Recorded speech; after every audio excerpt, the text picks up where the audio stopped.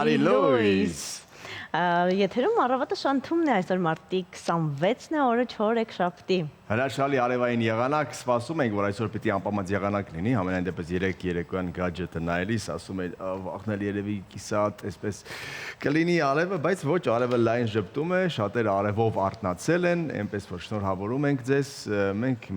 սկսել ենք, միացեք մեզ, պիտի ասեմ, մենք միացել ենք, սկսեք մեզ։ Մենք միացել ենք ձեզ, դուք միացեք մեզ, առաջիկա 2 ժամերի ընթացքում լինելու ենք ուղիղ եթերում եւ բացահայտելու ենք հետաքրքիր լուրեր, ունենալու ենք հետաքրքիր հյուրեր եւ հաճելի զրույցներ ու լսելու ենք լավ երաժշտություն։ Հենց սկզբից մի լավ նորություն ասենք, որը ֆուտբոլային է, ոչ մերոնք չեն հաղթել որևէ տեղ, ընկերական խաղել չի եղել, որ հաղթեն, դեռ այսպես պարտության վերքը դեռ մեր սրտերում է, բայց ասենք, որ սեպտեմբերին պիտի կայանա Հայաստան-Պորտուգալիա ֆուտբոլային հանդիպումը, իմիջիայլոց մենք դեռ Իռլանդիայի հետ պիտի խաղանք, էլի բարդի մեր կանոնից հետո պիտի մրցենք, բայց ասում են, որ Կրիշտիանո Ռոնալդոն աշխարհի ամենահայտնի եւ ամենալավ ֆուտբոլիստներից մեկը լինելու է այստեղ, լինելու է Հայաստանում։ Ես պատկերացնում թե ինչ կկատարվի այդ օրը մարզադաշտում ու ինչքան երկրպագուներ կլինեն այնտեղ։ Հասմիկ, հուսանք, որ Հայաստանի հավաքականի մարզաշապիկը կգերակշռի այդ ժամանակ ստադիոնում, ոչ թե Կրիշտիանո Ռոնալդոյի տարբեր ակումբներում եւ Պորտուգալիայում խաղացած մարզաշապիկներ։ Իհարկե նա ֆուտբոլային աստղ է, ֆուտբոլային լեգենդներից մեկն է։ Բայց չմոռանանք, թե մենք ում ենք երկրպագում, Հայաստանի հավաքականին միանշանակ։ Եղանակը շարունակում է տաքանալ, սա եւս լավ նորություն կարող է լինել ձեզ համար, եթե դոֆամինի հետևից այդքան ընկնում եք, եւ այո, լավ եւ տաք եղանակին ինչ որ մի բան անելդ գալիս է ի տարբերություն, երբ որ մռայլ է, անձրև է կամ մառախուղ է եւ այլն։ Մենք ունենք եւս մեկ լուր, Քեոպսի բուրգի չափսերով աստրոիդը մարտի 26-ին, այսինքն այսօր ռեկորդային կերպով կմոտենա երկրին։ Բայց Հայաստանից չի երևա, չէ՞, ինչպես միշտ, ինչպես լույսի խավարումները, ինչպես գեղեցիկ մայրամուտերը, կրկին նույնիսկ աստերոիդ մենք չենք կարող տեսնել։ Իդեպ այն համարվում է պոտենցիալ վտանգավոր օբյեկտ երկրի համար, բայց այս անգամ սպառնալիքներ չկան։ Հա, եթե հիշում եք այն լավ ֆիլմը, որտեղ երգվում էր I don't wanna close my eyes, երգի ուղեկցությամբ էլ թող Քեոպսի բուրգի չափ աստերոիդը անցնի։ Թող անցնի, լսենք երաժշտություն ամեն դեպքում կարծում եմ։ Երաժշտություն լսենք եւ ձեռքով ուղեկցենք հենց հիմա երկնքում անցնող աստերոիդին, որը որ կրկին մեր կողմից չերևաց։ Թարսի բան։ Գնացինք։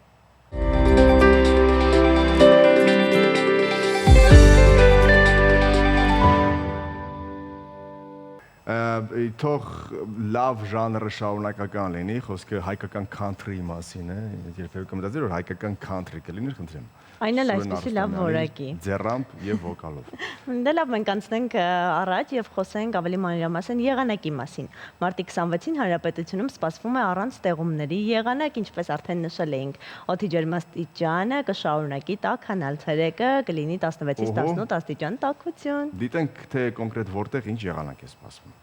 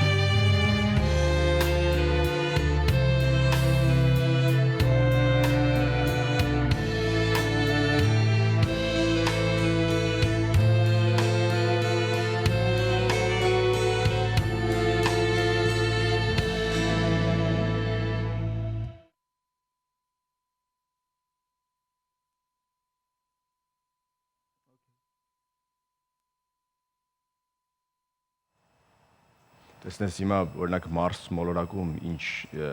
եղանակ է կամ օրինակ բաց տիեզերքում մինուս ինչքան է կամ Եղանակի մասին չգիտեմ բաց տիեզերքում ինչքան է, բայց կարող ենք խոսել տիեզերական վտանգների մասին։ Այո, տենց հերվից է գալիս, էլի ակնարկում է, որ դու շարունակես։ Արևը մտել է իր 25-րդ ցիկլի ամենաբարձր ակտիվության փուլ, որը սկսվել էր 2019 թվականին եւ իր գագաթնակետին է հասել 2025 թվականի սկզբին։ Գիտնականները նշում են արևային բծերի աճ, հզոր բռնկումներ եւ կորոնային զանգվածի արտանետումներ լիցքավորված մասնիկների հոսքեր, որոնք ուղղվում են տիեզերք։ Այս երևույթները արդեն սկսել են ազդել երկրի վրա, խոստանալով ինչպես տպավորիչ տեսարաններ, այնպես էլ հնարավոր ռիսկեր։ Լիցքավորված մասնիկները բախվելով երկրի մագնիսական դաշտին առաջացնում են գեոմագնիսական փոթորիկներ, որոնք երկինքը գունավորում են կանաչ, մանուշակագույն եւ կարմիր երանգներով։ Գիտնականների կանխատեսմամբ առաջիկա շաբաթներին նման լուսային շոուներ ավելի հաճախակի կդառնան, բայց այդ ճշտենք էլի մասնագետներից մենք կտեսնենք։ Ամեն դեպքում օրինակ Երևանի երկնքից երևա այս ամենը։ Հաճախ մենք կարմիր երկինք տեսնում ենք մայրամուտի ժամերին։ Այդպես չէ, դրանից առաջ այդ կարմիրը չէ, թե 2019 թվականից է սկսվել այս ամենը գուցե հենց այս ավարտը երկար սերիալ էր, ինչ խոսք, արևի բռնկումների սերիալը, բայց կարող է խաթարվել ժամանակակից կյանքի համար կարևոր տեխնոլոգիաների աշխատանքը, գեոմագնիսական փոթորիկները կարող են խափանել արբանյակները, խանգարել ռադիո ազդանշանային այլ կապի միջոցներին եւ վերջապես ազդել մարդկանց ճնշումի վրա, ցավեցնել նրանց գլուխը կամ ճնշման տատանում առաջացնել նրանց մոտ։ Իդեպ կանխատեսումների համաձայն առավելագույն ակտիվության փուլը կտևի մինչև 2025 թվականի վերջը, որից հետո արևը կսկսվի հանդարտվել։ Տեսակ, ես զգուշացրի, որ աշխարհում ամենահզոր երևույթը ես եմ։ Շնորհակալություն, աստղ մեծ տիեզերքի գնանք առաջ։ Եկեք շարունակենք խոսել գիտության մասին, որովհետև միշտ գիտելիքով լցվելը նաև զենք է։ Այսօր խոսենք արհեստական բանականության մասին։ Դու ով ես խոսում արհեստական բանականությունների հետ։ Ես եթե անկեղծ լինեմ, երևի թե դեռային հազվադեպ մարդկանցից եմ, որ չեմ կարողանում իր հետ շփվելու ճանապարհը գտնել։ Օրինակ ես 10 օր առաջ իմացա ինչ է ChatGPT-ն։ Եվ ասեմ ավելին, ինձ համար ներբեռնեցին եւ հետաքրքիր հարցերի պատասխաններ տալիս է նա։ Տարօրինակ, բայց հետաքրքիր պատասխաններ տալիս է, բայց ոչ այն աստիճան մարդանման, ինչպես որ զրուցակիցը։ Ես էլ իսկապես ավելի շատ գնահատում եմ մարդկային ինտելեկտը, բայց նա մեզնից հզոր է կարծում եմ։ Եկեք գնանք բացահայտենք, տեսնենք այդ ինչ արհեստական բանականություն է, որ անընդհատ ներխուժում մեր կյանքը։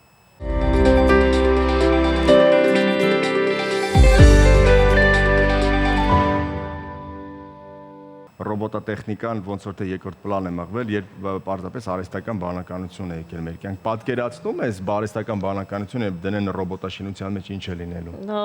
Պատկերացնում եմ, բայց այս պահին կարծում եմ կարող ենք դիտել գովաստ, մինչ մենք կքննարկենք այդ թեման։ Օրինակ իմ փոխարեն առանց մորուքով ռոբոտ կարող էր նստել այստեղ։ Ես օրինակ ռոբոտներից հավանում եմ այն ռոբոտը, որը տուն է մաքրում։ Բայց գովաստ չանթի եթերում։ Ահա, ճիշտ ասած իմ կինն էլ է այդ ռոբոտներին հավանում։ Ուրիշ թե մի ռոբոտ էլ մենք լինենք։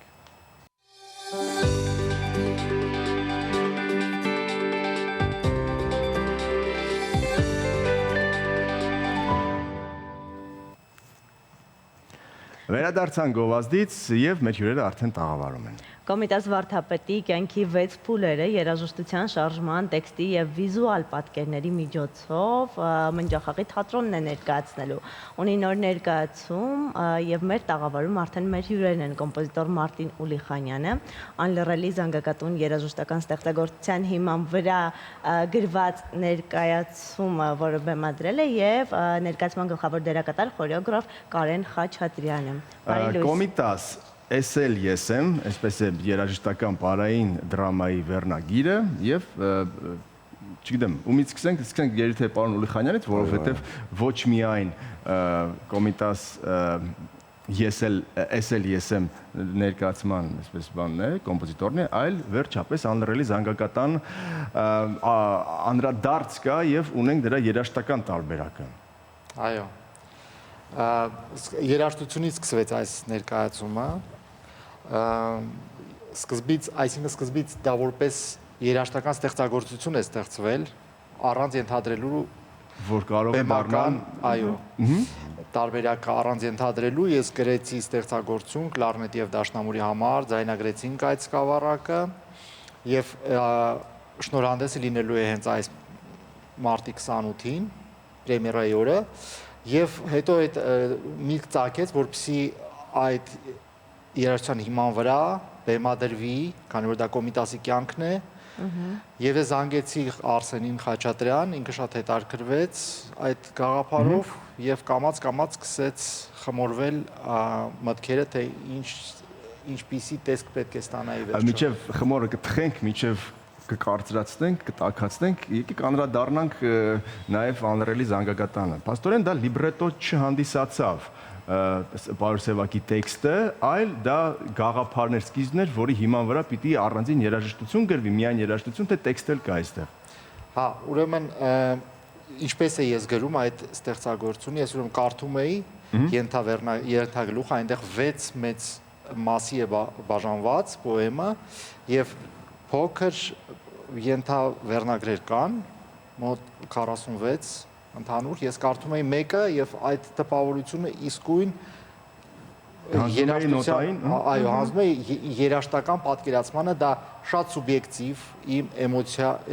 դա էմոցիան է սուբյեկտիվ, ոնց որ ես դա այդ բանաստեղծությունը ընկալեցի տվյալ պահին։ Եվ այդ սիստեմայով ես շարունակեցի եւ գրեցի ամբողջ անլռելի զանգակատունը երաժշտական ձևով, սկզբից մինչև վերջ։ Ինչքան տևեց, կներես Ասչյան, ինչքան տևեց, այսինքն կարդում եք բանաստեղծությունը եւ միանգամից գրում եք, հետո անցնում եք հաջորդ բանաստեղծությանը, հետո գրում եք, թե պիտի այդ լավ խմորվել, ինչպես նշեցիք, մի հատ անցներ ֆոկուս գրուպը անեինք, հետո անցնենք հաջորդին։ Նայած, լինում էր որ մի անգամից կնստեի եւ այդ մասը կգրեի, մեկ է կարող է չէր ստացվում, դա բնական process է, չէր ստացվում, առաջ չէր գնում, հետո մեկ էլ նորից գնում էր։ Այդպես, դա մոտ արապես ընդհանուր աշխատանքը 1 տարի տևեց, ամբողջ պոեմի վրա, եւ դա անլռելի զանգակատուն որպես այդպիսին, եւ արդեն դուք ասեցիք, նշեցիք լիբրետո բառը, մեր դեպքում լիբրետոն հանդեսացավ արդեն երաժշտություն հանդեսացավ ոնց որ ներկայացման լիբրետոն։ Այսինքն Արսենը, որովհետև ես Արսենին ասի երաժշտությունը պետք է չփոխենք, այսինքն ոնց որ կա գրված, որովհետև ինքը երաժշտական դրամատուրգիա։ Լիբրետոն շարժումն է այս բարեկամ երևի, թե։ Չէ, այսինքն երաժշտության հիմքի վրա է բեմադրվում ներկայացումը։ Այսինքն ոնց որ եթե լիբրետոյի վրա կստեղծվեր երաժշտությունը, հետո երաժշտության հիման վրա ստեղծվում է, ասենք, օպերային ներկայացումը, նույն սկզբունքը այստեղ նույն սկզբունքն է իրականության մեջ։ Քանի որ երաժշտության հիմքի վրա է բեմադրվում եւ կարևոր մասը կազմում է խորեոգրաֆիան, խոսենք խորեոգրաֆի հետ եւ գլխավոր դերակատարի հետ, նախ ինչպես ստացաք առաջարկը, ումից էլ առաջարկը ձեզ, եւ ինչպես ստացվեց, որ եւ դուք բեմադրում եք խորեոգրաֆիայի մասը եւ նաեւ գլխավոր դերակատարն եք։ Նենց ստացվեց, քանի որ Արսեն Խաչատրյան եղբայրն է, հարազատ, ես էլ Մնջախաղի թատրոնի շատ վաղուց 10 տարուց ավել աշխատում եմ Մնջախաղի պետական թատրոնում։ Մի քիչ ավել։ Ավել, հա։ Հա, լավ, 17 տարի։ Հա, շատ երկար տարիներ աշխատում եմ, նենց ստացվեց, որ քանի որ իմ պերսոնաժն շատ մոտ է եւ նաեւ համ պարում եմ, համ Մնջախաղի դերասան եմ, ու ընտրության համար շատ երկար ժամանակ չպահանջվեց, էլի։ Բայց եւ ներկայացումը, քանի որ ինքը ոչ շատ տենց շեշտը դրված է հենց պար կամ հենց շարժում, այլ ավելի հոգեբանական, Պսիխոդելիկ երևի Պսիխո, հա, տենց ավելի շատ պլաստիկա Մնջախաղի տարերի, ինքը տենց պար չեք տեսնելու դուք, էլի։ Տեսնելու եք շարժվող ֆորմաների կոմիտաս, որոշակի դոկումենտալ տարերով, իր անլռելի զանգակատնից որոշակի հատվածներ իր կյանքից, պլյուս իր նամակագրություններից, շատ հետաքրքիր նամակագրություններ ա ունեցել, շատ հումորով մարդ ա եղել։ Շատ, այո։ Ու հետո ես որ հասկացա, որ այդ ամեն ինչը ոչ թե ինչ որ կոմիտասն է, այլ կոմիտասն է, որ շատ սովորական, նորմալ մարդ ա եղել, սովորական քայլել ա, շփվել ա, ընկերներ ա ունեցել, կատակներ ա արել, թլոշա գրեք նամակները, բալև ձեզ, ինչ-որ տենց շատ սովորական մարդ ա եղել, առանց պաթոսի, տենց հետաքրքիր։ Ինչպես ստացվեց վերնագրի ընտրությունը, ես էլ ես եմ։ Կարող է չէ լինել, սա էլ ես եմ, այս էլ ես եմ, ինչու հենց ես էլ ես եմ։ Սա արարատյան բարբառ է գնում ավելի երևանյան բան կա այստեղ։ Սենց բան կա, քանի որ ես էլ ես եմ տարբերակն էլ կա, որ ինքը ինչ բանով այդ բանի մտքում եղել, բայց ավելի պարզեցնելու համար ռեժիսորը ընտրեց հենց ես էլ ես եմ տարբերակը, քանի որ ես էլ ես եմ, ոնց որ ասեք դու ես էլ ես եմ։ Ինչ աղը որ ես, որովհետև իրանց սրբացնում են դուք ես սրբի տեղից դրել, չգիտեմ ինչ բան, ասում եմ ես ինչ չեմ դրել, կյանքի մի քանի փուլ ա եղել, որի արդյունքում ես ինձ ստացվել է, ես որ որփեի ինձ ընտրեցին, որ միակ որփին, տարան էջմիածին, ես չէի այդ որոշումը կայացնողը։ Ես եմ, որովհետև իմ պատմությունն ունեմ, ոնց որ դու կարող եք այդ հետարքիր ձևով դարձնել եք ձեր մասնագետ, ես չեմ ընտրել, որ ես ով լինեմ, էլի։ Ինքը ավելի շատ այն է, ինչ որ կա, ինչ որ պետք է լիներ, ու բոլորս էլ այդ բանը ունենք։ Կարեն, հիմա անդրադարձեք մի դրվագի, միջալոց սա Կոմիտասի համար բախտորոշ եւ ճակատագրական եղավ, երբ նրան Խիրիմյան հայրիկի մոտ բերեցին։ Այ ինչ 6 շրջաններ են, այլ 6-ը ինչ փուլեր են եւ արդյոք բոլոր 6-ն էլ Կարեն Խաչատրյանն է ներկայացում, թե դերակատարների փոփոխություն էլ կա։ Որպես Կոմիտաս ես եմ ներկայացնում եւ կա մեկ հոգի, որպես դոկումենտալիստ, sense պատմիչ, որը Կոմիտասի մասին շատ պարզ ինֆորմացիաներ է տալիս։ Այսինքն հեղինակ ոնց։ Հա, էլի որպես հեղինակ իր մասին, ասենք շատ տեղեր միտեղ կա կարող է շատ հստակ գործողություն անի գա եւ նայի Կոմիտասին։ Ով են, հա։ Մինասը Ասրյան, Երասան եւ Հովեր երկշախմբի մենակատարներից երկիշներից մեկն է։ Նաեւ թեթև ձայնային երգային բաներ կա, բայց շեշտը չի դրվել, ավելի շատ պատմիչ է, որ շատ պարզ ու հստակ Կոմիտասին տեսնենք առանց պաթոսի, ուղիղ իրականության նման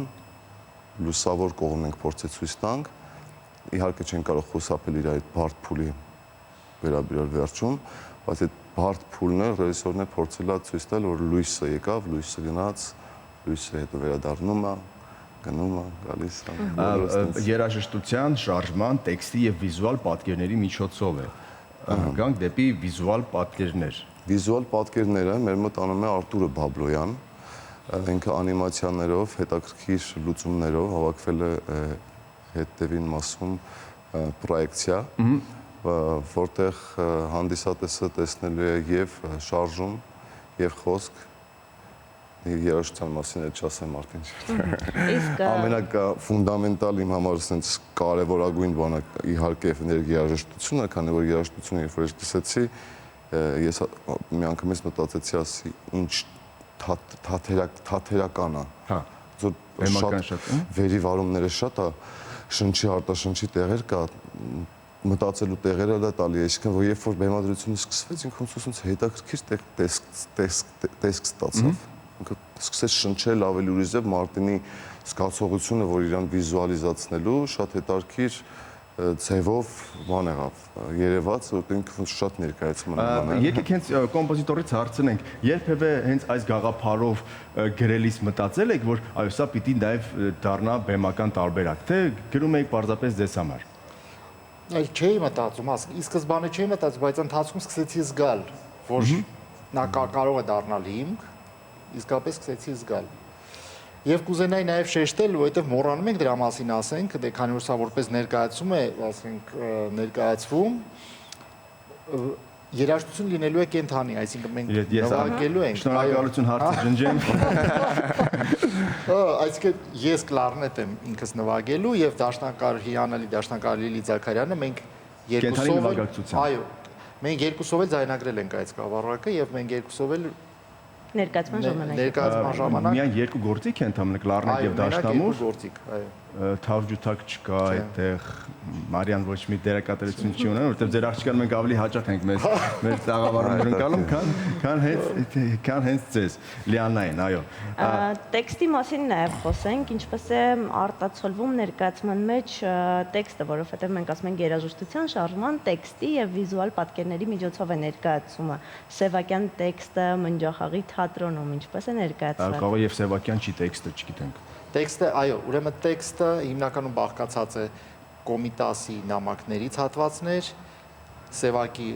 ստեղծագործությունից հատվածներ եւ Կոմիտասի հենց բանաստեղծություններից հատվածներ։ Այսինքն հիմնական մեր տեքստային մասը դա է։ Դերակատարներն են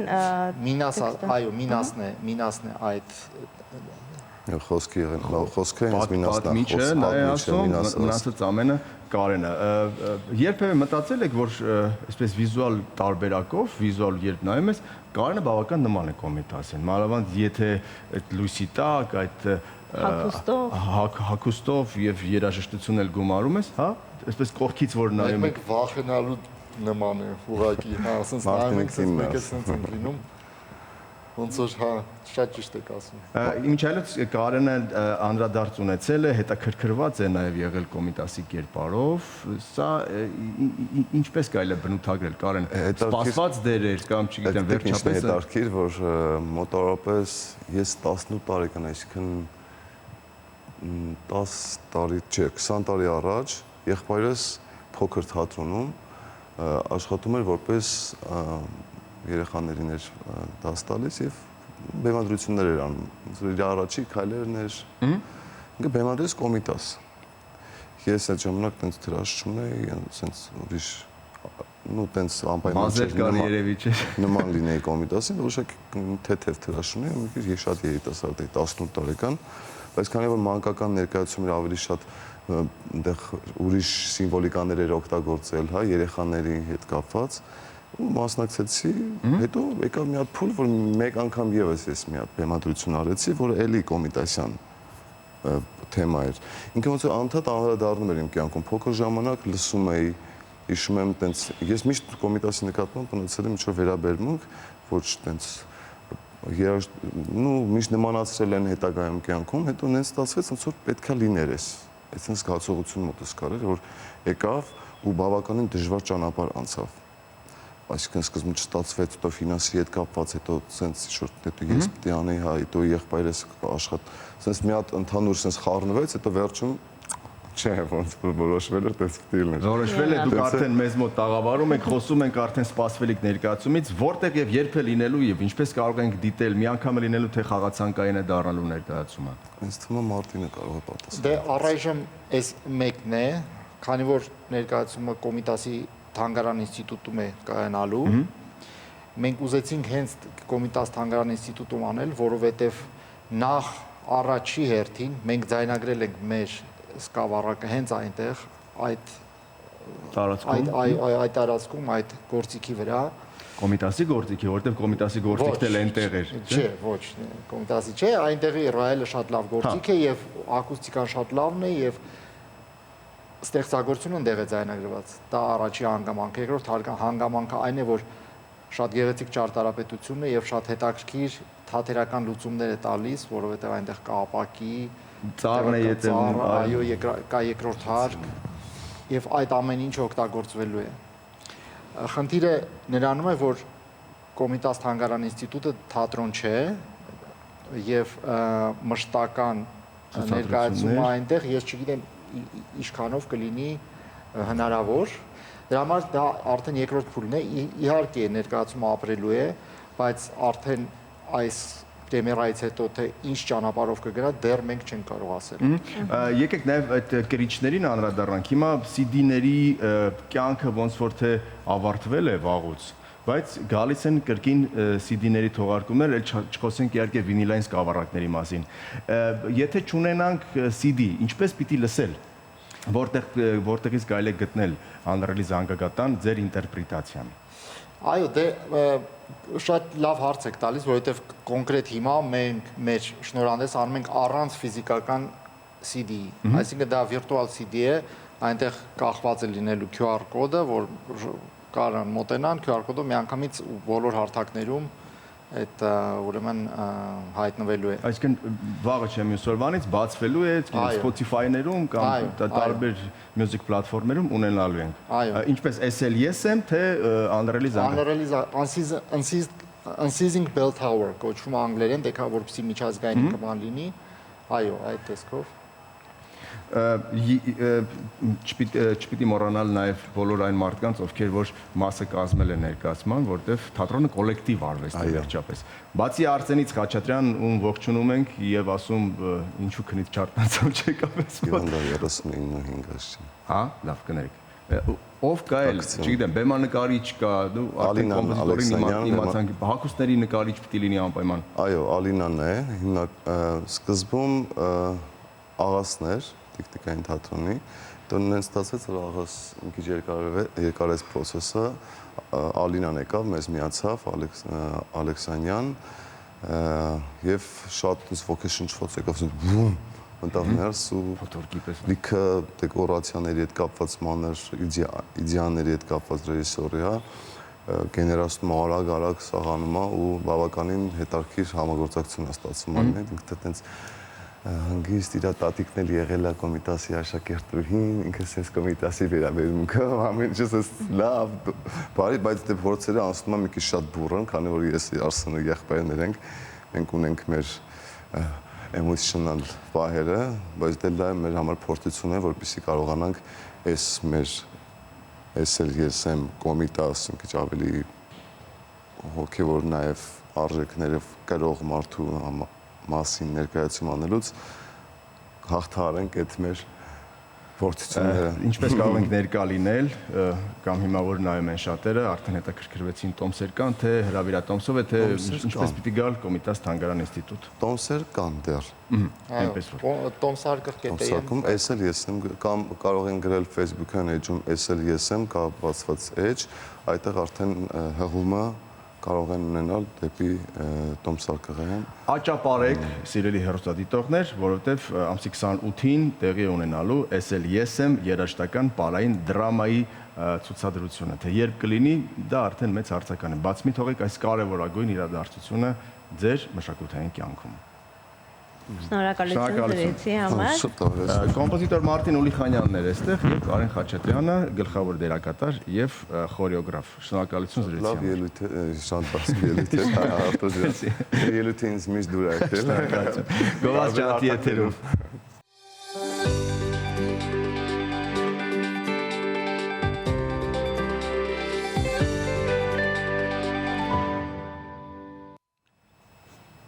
Վերադարձանք եւ ոնց որ թե երկար նստեցինք մեր տեղում, ժամանակն է պտտվել աշխարհի շուրջ։ Այս անգամ գնում ենք աշխարհի ամենագեղեցիկ անկյուններից մեկը ուղղությունը դեպի Միկոնոս։ Միկոնոս գնանք, տեսնենք թե ինչ կա, ինչ հետաքրքիր բաներ կան։ Իդեպ հաջորդ տարվանից Սանտորինի եւ Միկոնոսի մուտքերը լինելու են վճարովի։ Բա, ոնց որ այս տարի հասցնենք գնալ։ Այո, ինչքան 99 եվրո օրինակ ֆիքսեց։ Գնանք տեսնենք Միկոնոսը ինչ կա, ինչ երկիր է, քաղաք է, տեղ է, կղզի, չգիտեմ ինչ։ Գնացինք։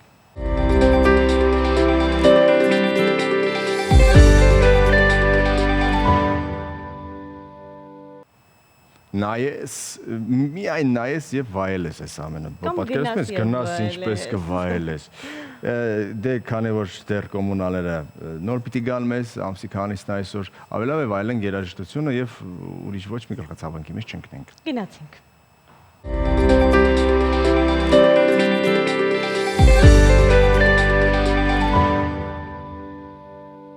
Արտնացնող Սերժ Թանկյանն էր մեր եթերում,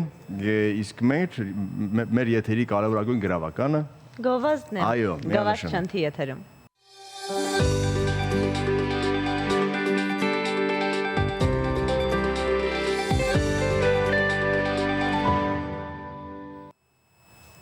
Վերադարձանք գովազդից ու հավանաբար նկատել եք, որ արդեն շուկաներում կամ ճանապարհահատվածներին առատ ուտելի բույսեր ու սնկեր են վաճառում։ Այո, մենք այսօր որոշել ենք խոսել այն վտանգների մասին, որոնք կարող են լինել հատկապես դաշտերից եւ սարերից սունկ հավաքել օգտագործելու պարագայում։ Մեր տաղավարում է Առողջապահության նախարարության հիվանդությունների վերահսկման եւ կանխարգելման ազգային կենտրոնի շրջակա միջավայրի հիգիենայի բաժնի բժիշկ հիգենիստ Արայիկ Պապոյանն։ Բարի լույս։ Բարի լույս բժիշկ։ Բարև ձեզ։ Եկեք հասկանանք, հիմա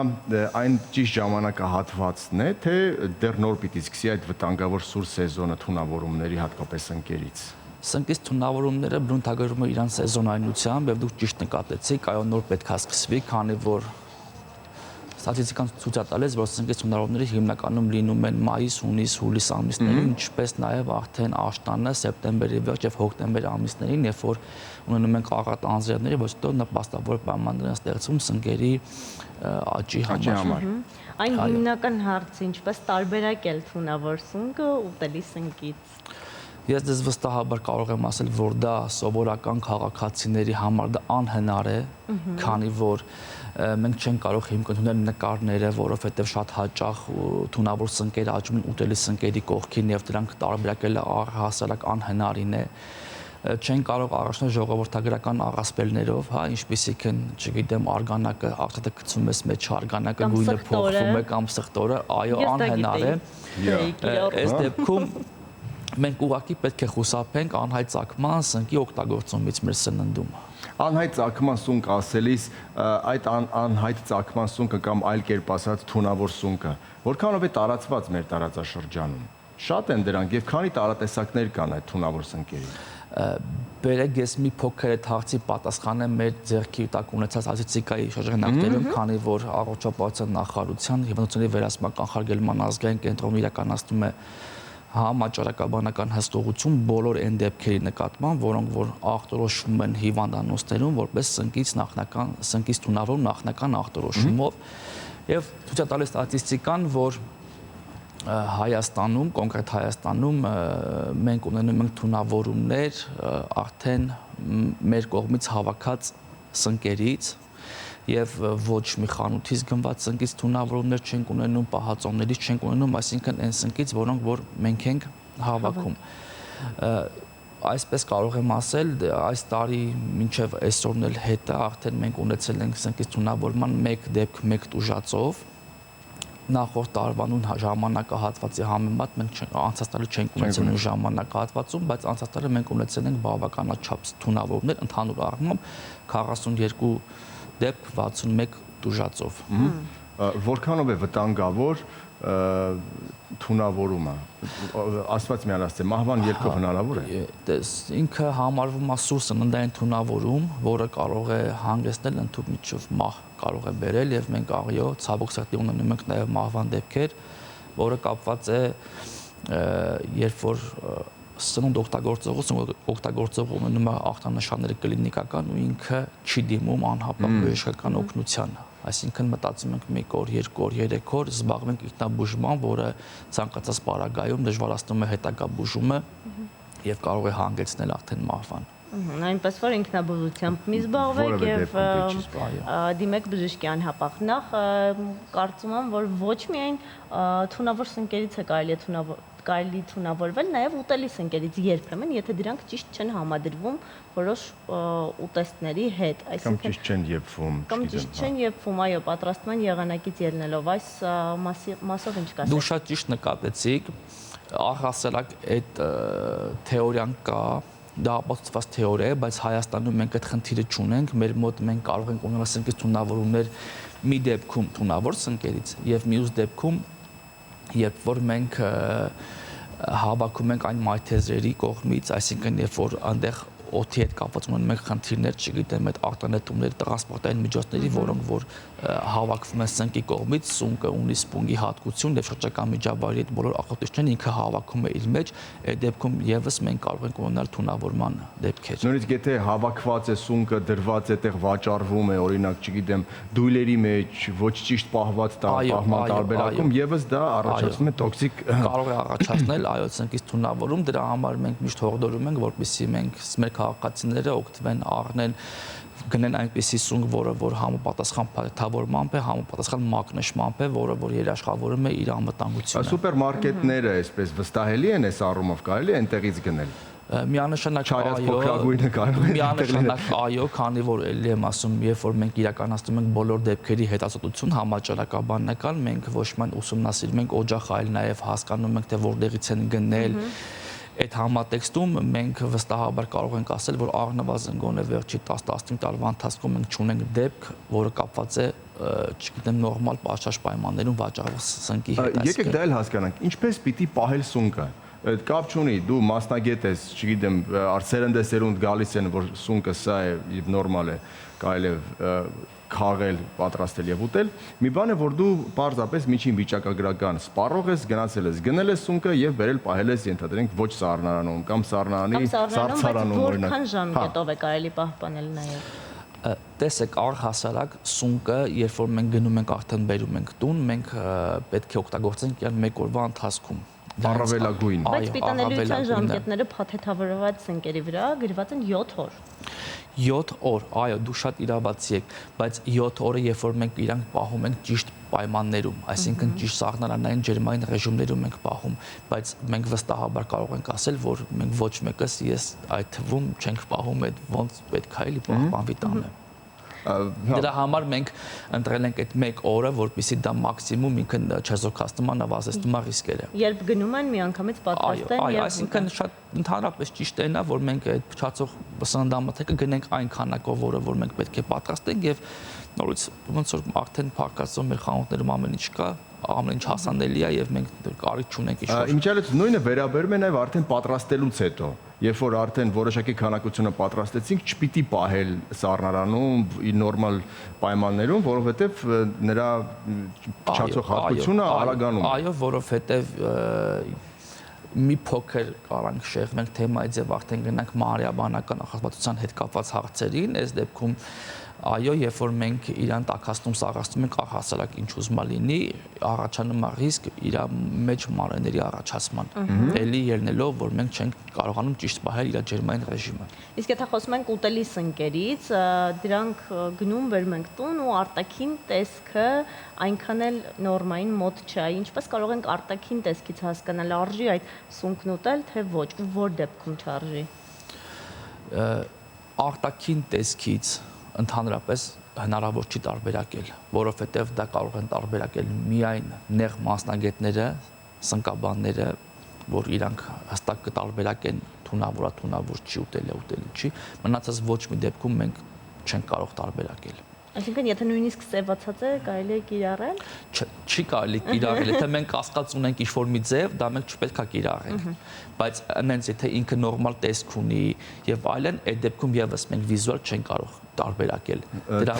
մի լավ բնորոշում կա ռուսերենով՝ «Ни рыба, ни мясо», ոչ ձուկ է, ոչ միս։ Հենց սունկն է, որ ճիշտ բնորոշում են տալիս։ Ինչ կլինիկական ախտանշաններ են տալիս թունավորման ժամանակ, առաջնային թունավորում կա, հիմնական թունավորում կա, թունավորումների տեսակներ կան, բարդ թունավորումներ կան սնկից, ինչպես պիտի տարբերակել, որ մեզ մոտ այո սնկից թունավորում է։ Տեսեք, ուրեմն սնկից թունավորումների կլինիկական ախտանշանները առաջանում են ընդունելուց հետո 15 րոպեից մինչև 3 օրերի ընթացքում։ Ինքն արտահայտվում է շատ բազմազան ախտանշաններով, ինչպիսիք են գլխապտույտը, գլխացավը, սրտխառնոց, սրտխփոց, վախի զգացումը, գալյուցինացիաները, առատ փսխումները,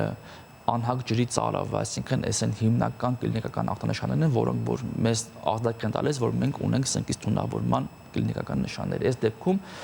ինքնաբուժումով զբաղվելը ընդհանրապես արգելված է, խորհուրդ չի տրվում միայն դիմել անմիջապես բժշկական օգնության։ Մինչև բժշկի դիմելը մարդ ինչ պիտի անի, ինչպես պիտի, առաջին օգնությունը, ինքը իրան չէ, սխալ հայելի, ոչ մի բան հնարավոր չէ, պետք է միայն դիմել բժշկի։ Ջուր պիտի շատ խմել, չդնել ոտքերը սառը տաք ջրի մեջ, sense բաներ չկա, չէ, պետք է մի քիչ ոնց որ մենք մեր ժողովրդական այդ կարծրատիպերը պետք է դնենք մի կողմ եւ դիմենք բժշկի միայն։ Իսկ որ տարիքային խումբն է ավելի խոցելի սնկերի թունավորումից։ Սնկից թունավորումները որպես այդ ձև մենք չունենք ինչ-որ ռիսկային խմբեր, բոլոր այդ մարդիկ կանգախ իրանց տարիքից, սեղից իրանք հավասարապես ենթարկվում են ռիսկի գործոններին, սնկից թունավորման համատեքստում նկատի ունեմ։ Միայն այստեղ մենք ունենք մի փոքր բացառություն 0-ից 1 տարեկան երեխաների շրջանում, որ իրանց խորհուրդ չի տրվում ընդհանրապես օգտագործել սունկ, հաշվի առնելով իրանց արդեն ֆիզիոլոգիական ինչ-որ առանձնահատկությունները, իրանց այդ իմունային համակարգի հետ կապված բաները։ Բայց 1 տարեկանից հետո անվտանգ է, կարող են օգտագործել։ Ոչ թե մենք ասում ենք միջև մեկն էլ անվտանգ չի, այլ խորհուրդ չենք տալիս, որովհետև օրգանիզմի սպეციფიკան է ուրիշ։ Մեկից հետո եթե երեխա նորմալ է, հա ինչու ոչ։ Իսկ որոնք են սնկի օգտակար հատկությունները։ Վերջապես, այո, շատ կարևոր հարց։ Ինչ վիտամիններ կան, որ այդքան կարևոր են, որ այդքան մարդիկ ուզում են սունկ ուտել եւ բանից պարզվում որ թունավորվում են։ Հա։ Հա, բայց ճիշտ նշեց գոլեգ։ Գործընկերը պահանջի չի, որ ամեն ինչը լինի շատ օգտակար, եթե ամենը նույնպես մենք օգտագործում ենք։ Այս դեպքում ես կդժվարանամ առանձնացնել ինչ-որ մի հատ սպეციფիկ առանձնահատկություն սնկերի համար, որը բանն է, բայց ամեն դեպքում թարմ սնկերի օգտագործումը, թարմ բանջարեղենի, թարմ մրգերի օգտագործումը այո անշուշտ կարևոր է, որովհետև մենք իրանց միջոցով ստանում ենք անհրաժեշտ մեր միկրոտարրերը, ինչ որ վիտամինային տարրեր, որոնք որ տարբեր են տարբեր սննդի մեջ։ Բժիշկ, հիմա տարբեր սունկ աճեցնելու մեթոդներ կան եւ սունկ աճեցնելու տեղեր կան։ Սրանք եւս անվտանգ կամ վտանգավոր կարող են համարվել։ Օրինակ, ես գիտեմ, տեսել եմ, որ ինչ որ թեփի մեջ են նրանց պահվում հատուկ պայմաններում եւ այդ սնկերը այդտեղ աճում են առանց արևի լույսի, առանց բնական կլիմական պայմանների, արհեստական տարբերակներում։ Այս պարագայում սունկը նույն սունկն է մնում, թե որոշակի վտանգավոր հատկություններ նա կրում է իր մեջ, նույնիսկ եթե նա ուտելի սունկ է։ Վտանգավոր հատկությունները իր աճեցման պայմաններից դժվար թե կապ ունենան, որովհետև էսի ավելի շատ ոնց որ մասնագիտական ուղղված սնկաբաններին ես մի փոքրին փորձառություն ձեռնելով ես հարցին փորձեմ անդրադառնալ։ Բայց իմացա չէ ինչի հետ եմ, որ անտառներում չկան, մարգերում չկան, առանձին հատուկ տեղեր են, որտեղ հենց սնկաբուծարաններ են։ Այո, դա մենք կարող ենք նույնականացնել ջերմոցների հետ, եթե պահպանվում են ցանկացած, ասենք, սննդամթերքը դա կլինի, չգիտեմ, բանջարեղեն, թե այս դեպքում սունկ, եթե պահպանվում են իրենց պատրաստման, իրենց աճեցման պայմանները արհեստական պայմաններում, իրանք չեն կարող առաջացնել խնդիր։ Այ ուրիշ բան է, եթե մենք ինչ-որ բան այնտեղ խախտենք, ինչ-որ պայման պահանջներ չկիրառենք, միգուցե այո։ Ձեր ասած այդ արտաքին տարածքի աղտոտվածություն օրինակ, չէ որ սպունգի հատկություն ունի, չէ, սունկը այդ պարագայում արդեն հնարավոր եւ այո, եթե օրինակի համար չգիտեմ, սունկերը աճում են կամ մենք աճեցնում ենք այնպես տարածքներում, որտեղ որ քիչ թե շատ մենք ունենք ինչ-որ աղտոտվածություն, ինքը այո, հնարավոր է որ սպունգի նման քաշի եւ առաջացնի արդեն թունավորում մարդկանց մոտ։ Եկեք եւս մեկ անգամ հիշեցնենք, որ եթե նույնիսկ մարդիկ պլանավորել են գնալ սունկ հավաքելու եւ ընտանիքով հետաքրքիր ժամանց անցկացնելու, միևնույն է ամեն դեպքում չեն կարող տարբերակել թունավոր եւ ոչ թունավոր։ Այս դեպքում սունկ հավաքելու ես խոր կտամ, որ արդեն գնաց սունկով գնան սունկ հավաքելու։ Այո, որպեսզի մենք ամեն դեպքում կանխարգել ենք, ես մի փոքր կուզեի նաեւ օգտագործելով այս առիթը մի երկու խորհուրդ ուղղել մեր հայրենակիցներին։ Խորհուրդ չի տրվում ընդհանրապես օգտագործել անհայծակման սունկ, խորհուրդ չի տրվում գնել սունկ մայրուղիների, ճանապարհների եզերից աճեցրած կամ այնտեղից հավաքած սունկ, խորհուրդ չի տրվում գնել, խորհուրդ չի տրվում փորձել նկարների տեսք միջոցով առանձնացնել ուտելի եւ ոչ ուտելի սնկերը, խորհուրդ չի տրվում այդ մեր ժողովրդական առասպելները կիրառել արծաթի, սխտորի եւ այլնի հետ կապված եւ անհապաղ եթե մենք ունենում ենք ինչ թեկուզ մի փոքր ախտանշաններ անպայման դիմենք բժշկական օգնությանը։ Սա առաջնային ամենակարևոր պրակտիկ ուղղությունն է, որը որ ձեզ ասում է բժիշկ հիգիենիստ Արայիկ Պապոյանը։ Այո, շնորհակալություն։ Նոր պիտի սկսի դեռ սխալ է հնչում, բայց նոր դեռ պիտի սկսի թունավորումների շրջանը։ Զգույշ եղեք, մի թունավորվեք, օգտագործեք միայն հավաստի աղբյուրներից խաղված սունկ։ Իսկ եթե ձեզ վատ եք զգում սունկ ուտելուց հետո անպայման դիմեք բժշկի ու մի զբաղվեք ինքնաբուժությամբ։ Մեր տաղավարում էր Առողջապահության նախարարության հիվանդությունների վերահսկման եւ կանխարգելման ազգային կենտրոնի շրջակա միջավայրի հիգիենայի բաժնի բժիշկ հիգիենիստ Արայիկ Պապոյանը։ Շնորհակալություն։ Ես եմ շնորհակալ։ Իսկ մենք գնանք գովազդ դիտելու։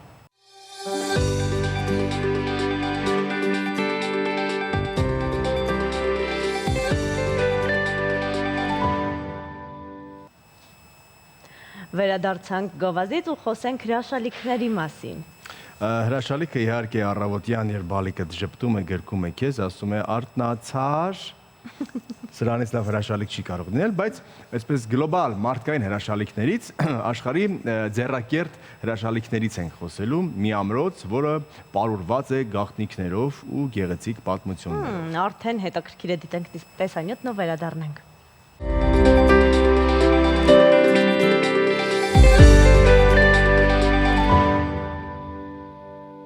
Բա, այսպիսի հետաքրքիր, միստիկ, տեղ-տեղ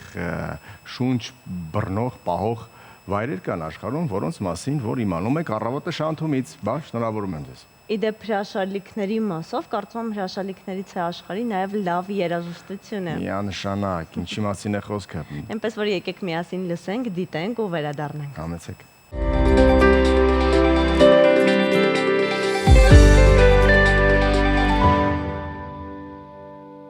Նյու Յորքի մասին երգեր, իսկ մենք շարունակում ենք ներկայացնել մեր մայրաքաղաքի ու երկրի պատմական կառույցները։ Քաղաքի բոհեմյան հավաքների ու հատվածների հերթական տեղն ենք գնում։ Գնում ենք Պապլավոկ։ Պապլավոկ, որ ամեն սերնդի համար նույնը չէր, ինչ Այո։ նախորդ սերնդի համար։ Տարբեր է, բայց նույն բոհեմյան Կարծում կերպով ես, է։ ինձ թվում է արդեն չէ, բոհեմը վաղուց Ֆոկուս մարել է։ չեմ եղել, լավ, Բոհեմը եկեք մնացել է դիտենք մենակ Շարլի տեսանյութը։ երգում մեզ մոտ, այո։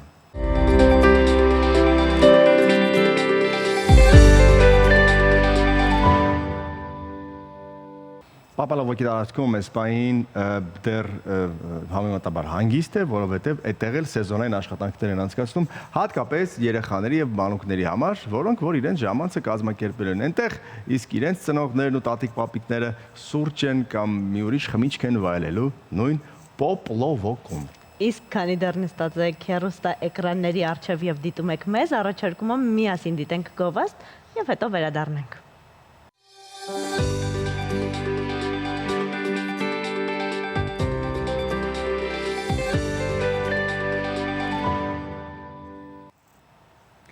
Կրկին վերադարձանք, ըստ ամենայնի սա մեր վերջին վերադարձն է եւ մինչեւ կհասցնենք ձեզ հրաժեշտ տալ, մենք հրաշագործ ավետարաններից ենք ձեզ պատմելու այսօր։ Այո, շարունակում ենք բացահայտել ձեռագրեր, որոնք պահվում են Մատենադարանում։ Միասին դիտենք տեսանյութը։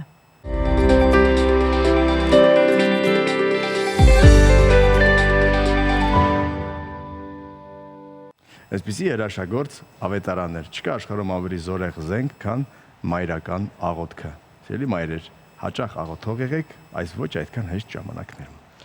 Ժպտացեք, ձեզ դրական հաճելի ու գեղեցիկ օր ենք մաղթում, թող արևը անսպառ լինի ձեզնից ու ձեզ հրաժեշտ ենք տալիս։ Կգանք վաղը բարեկամներ, իսկ մինչ այդ, այո, ժպտացեք եւ եղեք առողջ։